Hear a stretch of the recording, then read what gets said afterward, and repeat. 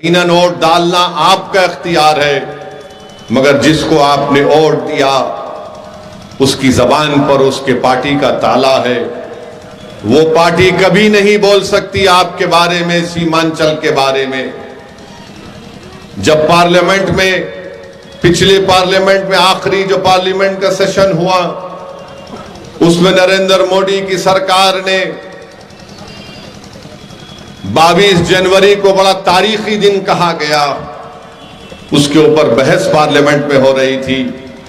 तो उठाकर देखो आप, मेरी बात को यकीन करने की जरूरत नहीं है। उठाकर देखो, जिस शख्स को आपने किशनगंज का रुकने पार्लिमान अपने वोटों से मुंतखब किया, उनकी पार्टी ने क्या कहा पार्लियामेंट में, लोकसभा में। उठाकर पढ़ लो आप कि उन्होंने क्या क्या बातें कही थी, और उसके बाद आप फैसला कर लो। जब मुझे मौका मिला बोलने का, और इम्तियाज जलील जो हमारे औरंगाबाद के रुकने पार्लिमान है, तो हमने क्या कहा कि 22 जनवरी की बुनियाद 6 दिसंबर 1992 में रखी गई थी। 22 जनवरी की बुनियाद जिसको सुप्रीम कोर्ट ने कहा था कि 6 दिसंबर को बाबरी मस्जिद की जब शहादत हुई, उसको अंग्रेजी का लफ्ज इस्तेमाल किया सुप्रीम कोर्ट ने कि एग्रेगियस यानी क्रिमिनल हरकत हुई। 22 जनवरी की बुनियाद ताले खोल कर रखी गई। 86 में 22 जनवरी की बुनियाद जीबी पंत मुख्यमंत्री थे जब मस्जिद के अंदर मूर्तियां रख दी गई थी। इनसे पूछो जिनको आपने वोट दिया, क्या तुम अपनी जबान से लफ्ज बाबरी मस्जिद बोल सकते हो क्या? पूछो इनसे आप, ये कभी नहीं बोलेंगे अपनी जबान से बाबरी मस्जिद। इनसे पूछो क्या तुम 6 दिसंबर की बात कर सकते हो? कभी नहीं करेंगे। इनसे पूछो क्या तुम हिजाब के बारे में बात करोगे? नहीं करोगे। क्यों नहीं करोगे? क्योंकि डरते हैं कि दूसरों का वोट ना मिले। अरे मैं वोट की बुनियाद पर नहीं कह रहा हूं कि मुझे आपका वोट मिले और उनका ना मिले। मैं ये कह रहा हूं कि तुम में इतनी तो सच्चाई और ईमानदारी होनी चाहिए कि तुम झूठ को झूठ बोलो, सच को सच बोलो, मगर तुम उतना भी नहीं बोल सकते। तुम जुल्म को जुल्म बोलो, तुम जालिम को जालिम बोलो, मगर आज की राजनीति भारत की ऐसी हो गई कि जुल्म करने वाले मसीहा बन चुके हैं और मजलूम जालिम बन चुका है। जिसकी मस्जिद को बर्बाद कर दिया गया, वो बजाय मजलूम के आज जालिम बनाकर पेश किया जा रहा है। मैंने पार्लियामेंट में उठकर कहा कि हम भारत के शहरी हैं। हमारे बुजुर्गों ने अंग्रेजों से लड़कर इस मुल्क को आजाद करवाया। हमसे पूछो, तुम गांधी की बात करो, मौलाना आजाद की बात करो, तुम पूछो हमसे जौहर बरादरान की कुर्बानियों को, तुम पूछो हमसे अल्लामा फजल हक खैराबादी की उस काला पानी की तकालीफ के बारे में पूछो, तुम पूछो हमसे हुसैन अहमद मदनी की माल्टा की जेल में कितनी तकालीफ उठाना पड़ा। मगर आज इख्तिदार की कुर्सियों पर बैठने वाले और जो तुम्हारा वोट लेकर जीत कर जाते हैं, वो खामोश बैठ जाते हैं जब हमसे कहा जाता है कि तुम बोलो, क्या तुम औरंगजेब के बारे में बोलो, तुम जिन्ना के बारे में बोलो। मैंने पार्लियामेंट में कहा कि मैं औरंगजेब और मोहम्मद अली जिन्ना का तर्जुमान नहीं हूं। मैं भारत के संविधान की बात करता हूं और उसके दरमियान में रहकर अपने हक की मनवाने की बात करता हूं। मेरे भाई, यही तो मजलिस इत्तेहादुल मुस्लिमीन का पैगाम है। जिनको तुम वोट देते आए, तुम वोट दे देकर थक गए। तुम्हारे दादा ने, परदादा ने उनको ये समझ कर वोट दिया था कि ये हमको बचाएंगे, सीमांचल को बचाएंगे। वोट तो आपने दे दिया, मगर उन्होंने आपसे बेरुखी अख्तियार कर ली। हमारी माँ और बहनों ने धूप में खड़े होकर, घंटों खड़े होकर, भूखे रहकर हमारे नौजवानों ने इनको वोट दिया कि अलीगढ़ मुस्लिम यूनिवर्सिटी का कोई कैंपस यहां शुरू हो जाएगा। मगर बताओ आपको क्या हासिल हुआ मेरे भाई? पार्लियामेंट में मैं और इम्तियाज जलील 2 रुकने पार्लिमान है। यकीनन मेरी भी ख्वाहिश है कि ये 2 से 3 हो, 3 से 5 हो, 10 हो, ताकि हम अपनी आवाज को उठाएं। और मैं ये समझता हूं कि अगर अख्तरुल ईमान को आप कामयाब करेंगे तो ये आपकी कामयाबी होगी, ये आपके इत्तेहाद की कामयाबी होगी, ये सीमांचल के गरीब और मजलूम अवाम की कामयाबी होगी। सीमांचल की सरजमीन पर बसने वाले हर मजहब के मानने वाले हैं, ये उन तमाम गरीबों और मजलूमों की कामयाबी होगी। भारत की लोकसभा में आप देखेंगे कि अख्तरुल ईमान बहैसियत रुकने पार्लिमान इंशाअल्लाह अगर मुंतखब होगा तो इन गरीबों की आवाज बनेगा, मजलूमों के लिए एक ढाल बनेगा अख्तरुल ईमान। और जिसको आपने कामयाब किया, माशाअल्लाह वो इतने खामोश बैठे रहती है, ऐसा लगता है कि जनाजा जा रहा है रोड पे से। इतनी खामोशी अख्तियार करते हैं, बोलते ही नहीं है। और जब हम और इम्तियाज जलील साहब तकरीर करते हैं तो बड़ा शर्मा शर्मा कर नीचे मुंडी कर कर सुनते हैं, अपने चेहरे को नीचे कर कर सुनते हैं। मेरे भाई याद रखिए, ये हालात ऐसे हैं जब आपको और हमको अपनी आवाज को उठाना पड़ेगा। बिहार में अख्तरुल ईमान जब बोलते हैं तो बिहार के असेंबली के हर फर्द कान लगाकर सुनता है कि अख्तरुल ईमान क्या बोल रहा है। मैं आपको बताना चाह रहा हूं, मुझे भी बड़ी तकलीफ है, आपको भी बड़ी तकलीफ है कि आपने हमारे 5 विधायक को कामयाब किया, जिसको नीतीश कुमार और तेजस्वी यादव ने चारों को खरीद लिया। क्यों खरीदा उनको? क्योंकि वो नहीं चाहते थे कि कोचा दामन हो या सीमांचल की सरजमीन हो, यहां पर तुम्हारी आवाज उठे। वो कभी भी इस आवाज को बर्दाश्त नहीं करेंगे। हां, यादवों की आवाज को बर्दाश्त किया जाएगा, कुर्मियों की आवाज को बर्दाश्त किया जाएगा, भूमिहार की आवाज को बर्दाश्त किया जाएगा, ब्राह्मणों की आवाज को बर्दाश्त किया जाएगा, अपर कास्ट की आवाज को बर्दाश्त किया जाएगा। मगर पूरे बिहार में और खास तौर से सीमांचल में किसी एक आवाज को कभी बर्दाश्त नहीं किया जाएगा। वो आवाज होगी अख्तरुल ईमान की। बेईमानों की आवाज को सुना जाएगा, मगर अख्तरुल ईमान की आवाज को नहीं सुना जाएगा। जो अपना जमीर बेचने के लिए तैयार हो जाएंगे उनको अपना रखीब बनाया जाएगा, मगर जो कहेगा कि मैं अपने गिरेबान के तार बेचने के लिए तैयार नहीं हूं, मैं सीमांचल के गरीब और मजलूमों के इंसाफ की लड़ाई लड़ता रहूंगा, तो उस आवाज को बर्दाश्त नहीं किया जाएगा। जो गरीबों और मजलूमों की हक की आवाज, उनके हक की आवाज को उठाएगा, उसको बर्दाश्त नहीं किया जाएगा। किसकी आवाज को बर्दाश्त किया जाएगा?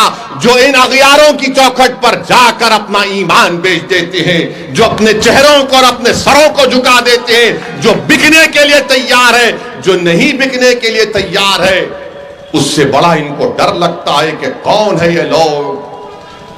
आज आपने देख लिया कि हमारे 4 विधायकों को इन्होंने खरीद लिया, इन बेईमानों को। मगर मैंने कहा था कि तेजस्वी, अल्लाह का इंसाफ जरूर होकर रहेगा। तुमने हमारे 4 को खरीदा, अल्लाह ने तुम्हारे को इख्तिदार की कुर्सी से निकाल कर फेंक दिया। और याद रखो, लालू यादव और तेजस्वी यादव, तुम जितने नंबर एमएलए के लाए हो ना, आप जिंदगी में कभी इंशाअल्लाह उतना नंबर नहीं लाओगे। तुम नहीं लाओगे, क्योंकि तुम धोखे की सियासत करते हो। तुम में, मोदी में, नीतीश कुमार में कोई फर्क नहीं। मोदी, तेजस्वी और नीतीश कुमार एक है, इनकी सोच एक है, इनके काम करने का तरीका भी एक है।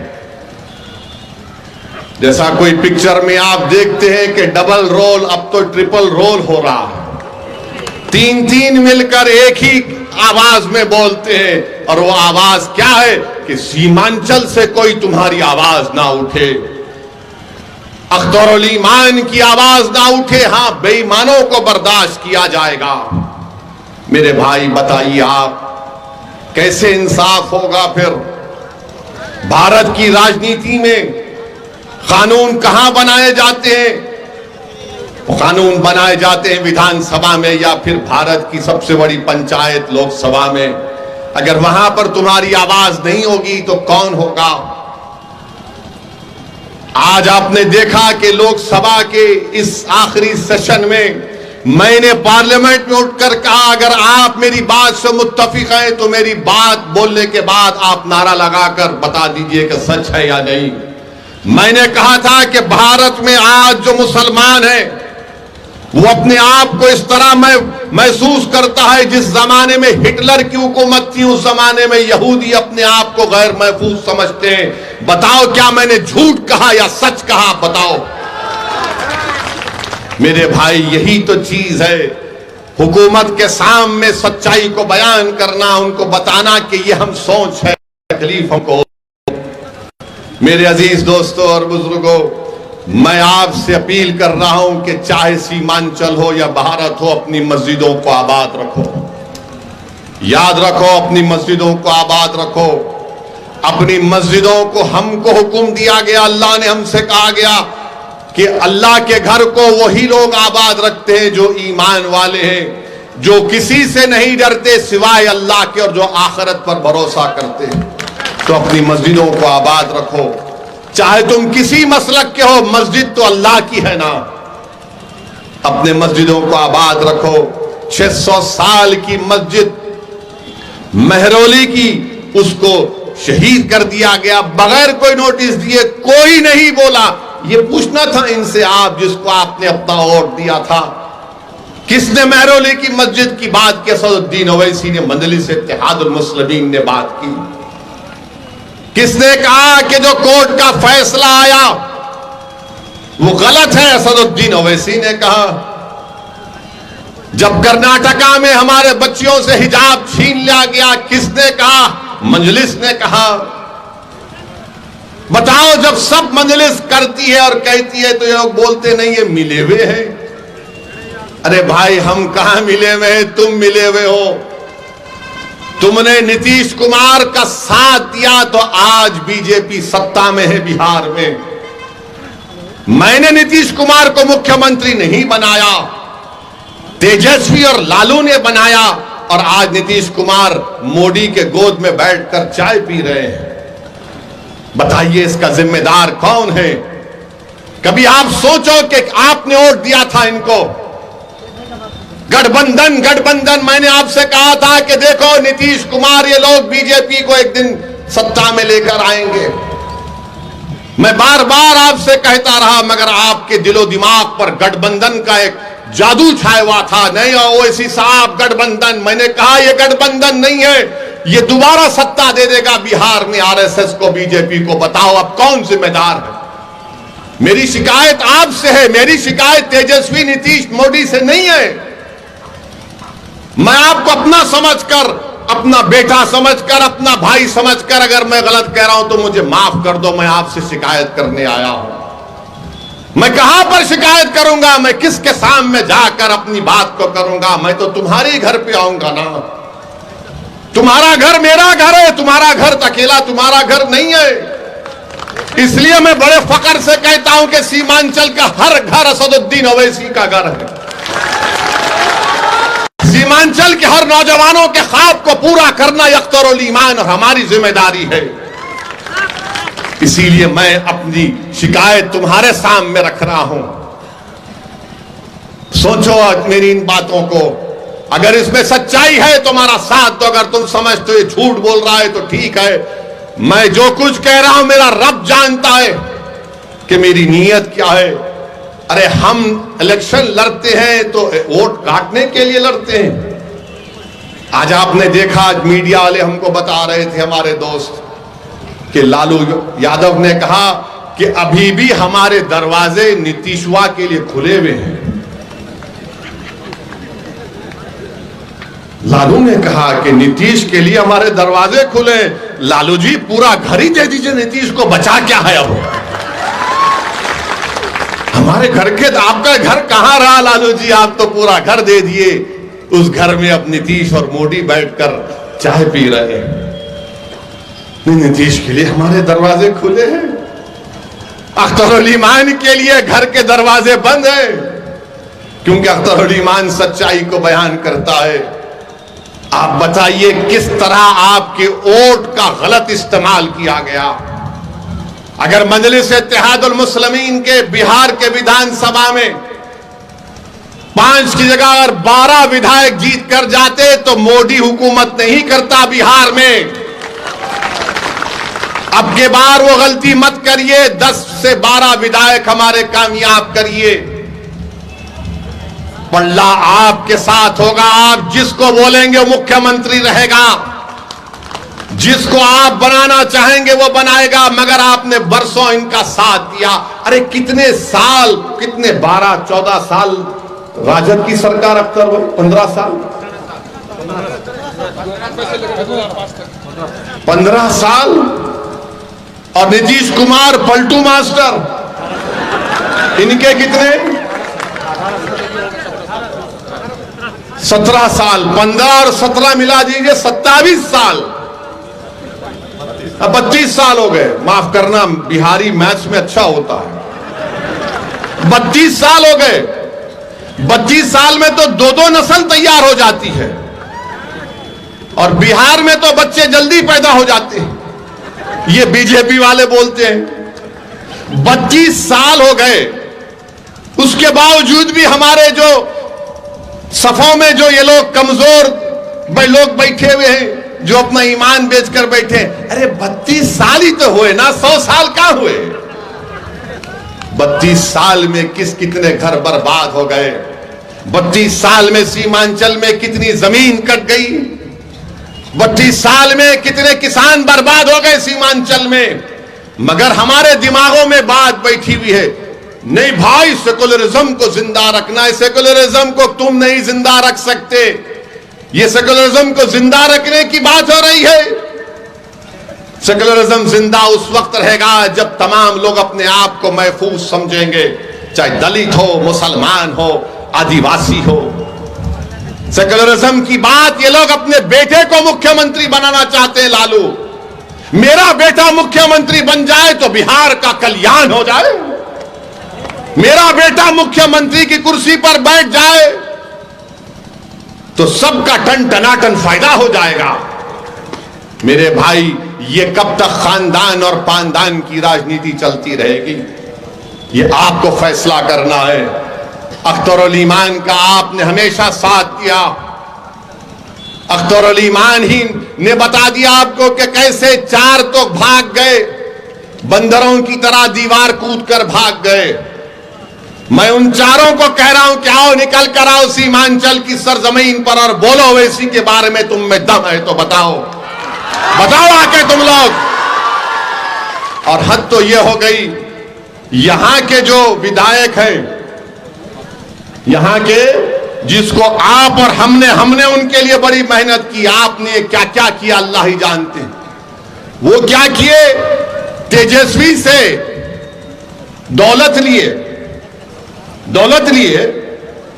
दुबई में होटल खोले, दुबई में होटल खोले। होटल का नाम क्या लिखा, हैदराबादी बिरयानी।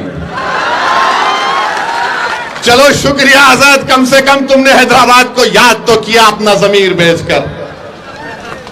अब बताइए आप, ये कैसे लोग हैं। मगर हमारी तारीख गवाह है, करबला के मैदान में इमाम हुसैन को शहीद करने वाले गैर नहीं थे, मुसलमान थे। करबला के मैदान में इमाम हुसैन के साथ नमाज पढ़ते थे और नमाज के बाद आले रसूल पर तीर बरसाने वाले मुसलमान थे। टीपू सुल्तान को शहीद करने वाले गैर नहीं थे, मुसलमान थे। सिराजुद्दौला को नुकसान पहुंचाने वाले मुसलमान थे। तो हर दौर में यजीद, मीर जाफर और मीर सादिक रहे हैं, मगर हमको उनसे सबक हासिल करना है।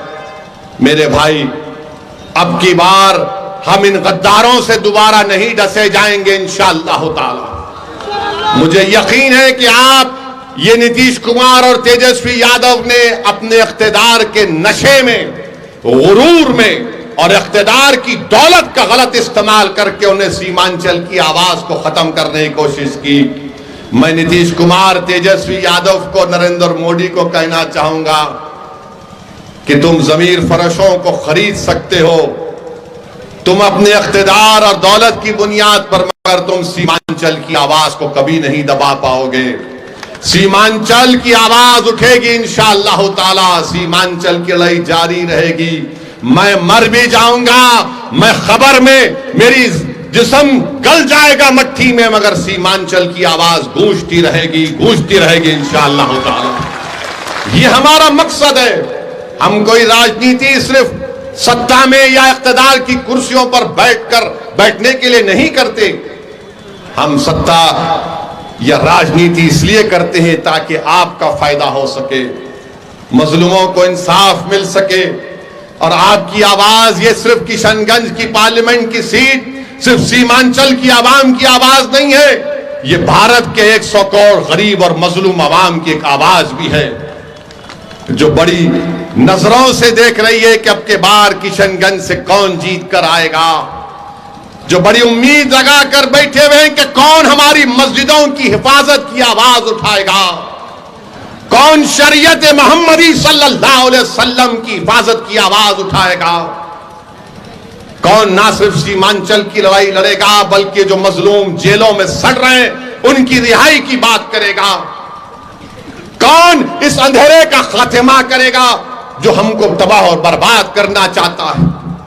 तो मेरे अजीज दोस्तों और बुजुर्गों, मेरी आपसे एक ही गुजारिश है कि लोकसभा के चुनाव में आप अख्तरुल ईमान साहब को अपने वोट देकर यहां पर उनको कामयाब करिए।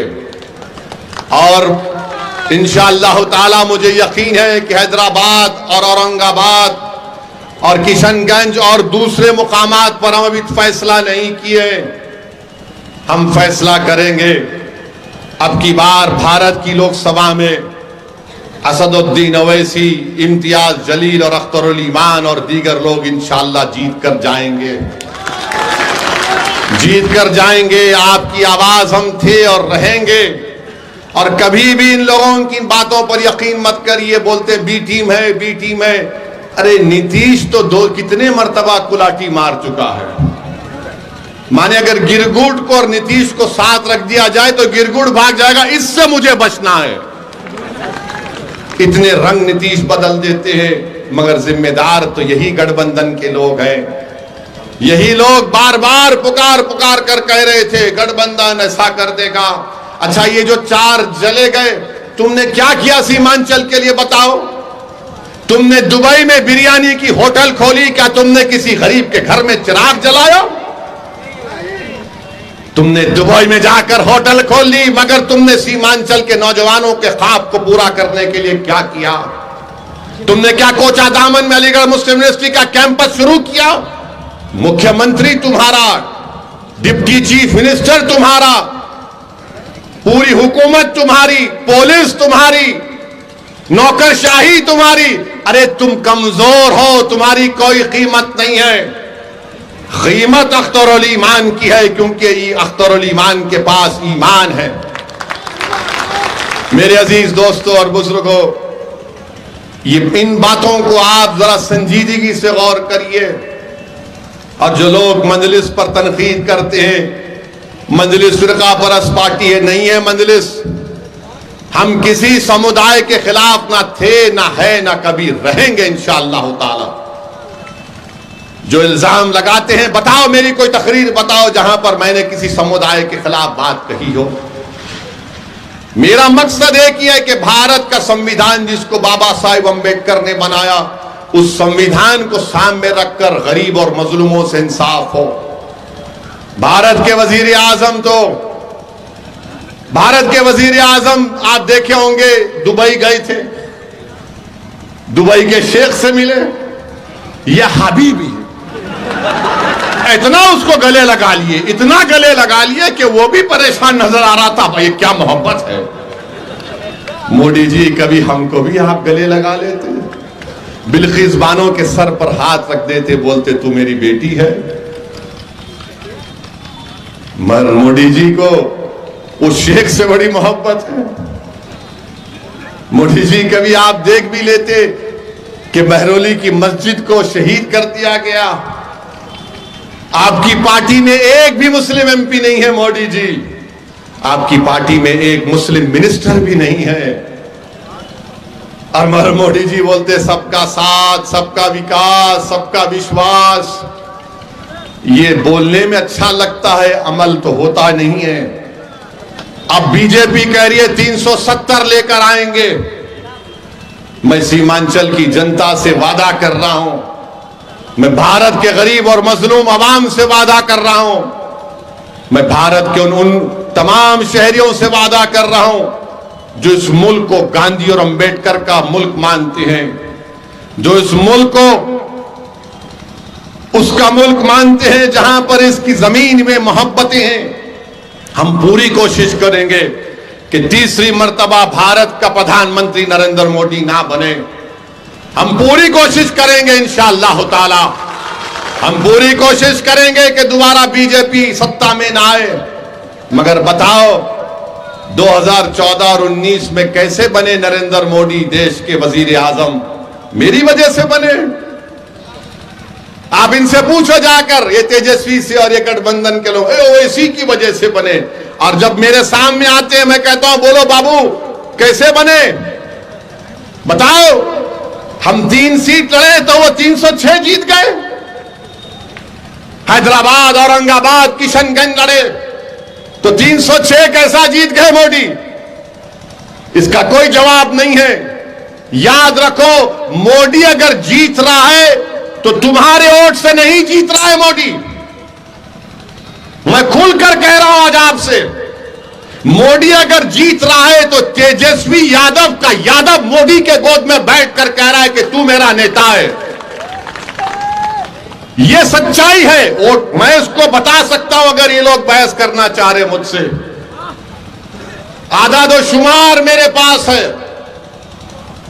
कि 2014 में कितने वोट मिले, 2019 में कितने वोट बीजेपी को मिले।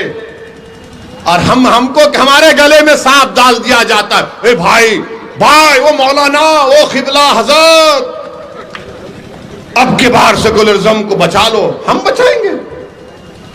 अरे हमारी मस्जिद चले गई मेरे भाई, हमारी शरीयत पर हमला हो रहा है मेरे दोस्त, बच्चियों के सरों से हिजाब छीना जा रहा है मेरी मां और बहनों, मेरी मस्जिदों को अभी भी निशाना बनाया जा रहा है। मुझसे कहा जा रहा है कि तुम दूसरे दर्जे के शहरी हो, तुम क्या कर रहे हो बचाने के लिए? कब तक तुम अख्तरुल ईमान और ओवैसी पर इल्जाम लगाओगे? अरे बताओ तुम क्या किए? अरे तुम तो अपने आबा अजदाद की सीट को नहीं बचा सके। तुम नीतीश कुमार को दूध पिलाए, वो नीतीश कुमार आप आरएसएस और बीजेपी को बिहार में ला लिया। तुम सत्ता में थे, अच्छा हम गुनाहगार हैं तो बताइए, सीवान का भी हमारे भाई थे यहां पर। हमारे भाई ने कहा वो 7 साल का लड़का, क्या नाम था उसका, वो लड़का 7 साल का था, उसको जेल में डाल दिए। तेजस्वी डिप्टी चीफ मिनिस्टर थे। ये सेकुलरिज्म के बहुत बड़े चौधरी हैं ना ये। हम गुनाहगार हैं, मगर 7 साल का बच्चा क्योंकि मुसलमान था वो 8 दिन जेल में था। कानून के मुताबिक जो 13-14 साल के बच्चे होते, 17 साल के, उनको जेल नहीं भिजाया जाता। 8 दिन, और 8 दिन वो बच्चे की मां जेल के सामने बैठे रहती थी कि मेरा बच्चा। उसने आवाज लगाई, कोई नहीं बोला। अख्तरुल ईमान और असदुद्दीन ओवैसी बोले। रिजवान उस बच्चे का नाम था। 8 दिन के बाद वो बच्चा जेल से निकला। रामनवमी का जुलूस निकला, 100 साला मदरसे को जला दिया बिहार में, बिहार शरीफ में 100 साला मदरसे को जला दिया। कहां गया सेकुलरिज्म? कहां गया बी टीम? कहां गया ओवैसी वोट कटवा? तुमने हमने उनको बड़ा वोट दिया। क्या बोलते नहीं तेजस्वी? मगर तेजस्वी कब बोले?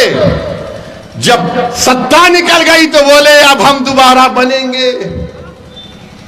मगर जब मदरसा जल गया, जब 7 साल का रिजवान जेल में चला गया, जब सीमांचल की लाखों एकड़ जमीन पानी में कट गई, तेजस्वी नहीं बोले। अब यहीं पर आकर कहा था ठाकुरगंज में कि हम सीमांचल डेवलपमेंट काउंसिल बनाएंगे। कहां गया डेवलपमेंट काउंसिल? मेरे भाई याद रखो, किसी कौम के लिए 70-80 साल एक बड़ा लंबा टाइम होता है। आप अब की बार किशनगंज से अच्छा फैसला लीजिए और जनाब अख्तरुल ईमान साहब को कामयाब करिए। अख्तरुल ईमान को अपना नुमाइंदा बनाइए। और आखिरी बात आपसे कहकर रुखसत हो जाऊंगा, ये जो सेकुलरिज्म के चौधरी हैं, 1350 कितनी नौकरी मिली सुरजापुरी भाइयों बहनों को? 15,359। मैं जिम्मेदार हूं, अख्तरुल ईमान जिम्मेदार है। क्यों नहीं दिया तुमने सुरजापुरियों को नौकरी? क्यों नहीं दिया? क्या पूछा यहां के एमपी जो आपने वोट दिया था तुमने क्या किया? पूछा? तुम्हारा गवर्नमेंट का सेंसस सर्वे है, मेरा नहीं है। तुमने हो सत्ता में 25 साल तुम सत्ता में रहे, मैं नहीं रहा। मैं तो तुम्हारे खिलाफ था और रहूंगा मगर तुम रहे। अच्छा, कुलैया बरादरी 12,83,780 उनकी आबादी है। उनको नौकरी मिलना था 20,421 बिहार में और मिली नौकरी 5,734। अरे बोलो, तस्लीमुद्दीन के बेटे अपने लिए नहीं बोल सकते तो अपने गयूर बाप के लिए तुम बोल देते कम से कम, जिसको सीमांचल का गांधी लोग कहते थे। बताओ, तुमने अपनी बाप की कुर्बानियों को पानी में मिला दिया पूरा। अब आप शेरशाहवादी भाइयों को देखिए, 13,26,000 उनकी आबादी है। बिहार सरकार कहती है नौकरी मिलना था 20,421 और नौकरी मिली हमारे शेरशाहवादी भाई बहनों को 5,734। 32 साल आपने हुकूमत दी लालू परिवार को, नीतीश को। अब फैसला करना पड़ेगा सुरजापुरी भाइयों को, शेरशाहवादी भाई बहनों को और कुलैया भाई बहनों को, जो 25 साल में तुमको बर्बाद कर दिए। अगर तुम फिर उनका साथ दोगे तो फिर तुम किसी पर इल्जाम नहीं लगा सकते तुम्हारी पस्तिका के सिवाय तुम्हारे गलत फैसले के। इसलिए इसका फैसला लीजिए और मजलिस का साथ दीजिए। यही चंद बातें हम आप तक कहने आए हैं। हम पहले भी कह चुके हैं और आज भी कह रहे हैं, मुझे सीमांचल की जमीन से मोहब्बत है। मुझे सीमांचल की जमीन के जनता से मोहब्बत थी, है और रहेगी। अल्लाह मुझे जब तक जिंदा रहेगा, मैं दुनिया के जिस कोने में रहूंगा, यकीनन मैं सीमांचल के इंसाफ के लिए दुआ करता हूं और करता रहूंगा। मैं हमेशा सीमांचल की लड़ाई मेरी लड़ाई समझकर लड़ता रहा और लड़ता रहूंगा। मेरी आपसे सिर्फ यही गुजारिश है कि अब की बार लोकसभा के चुनाव में मुत्तहिदा तौर पर सीमांचल के लिए अख्तरुल ईमान को कामयाब करिए, एमपी बनाइए। अस्सलाम वालेकुम व रहमतुल्लाहि व बरकातहू।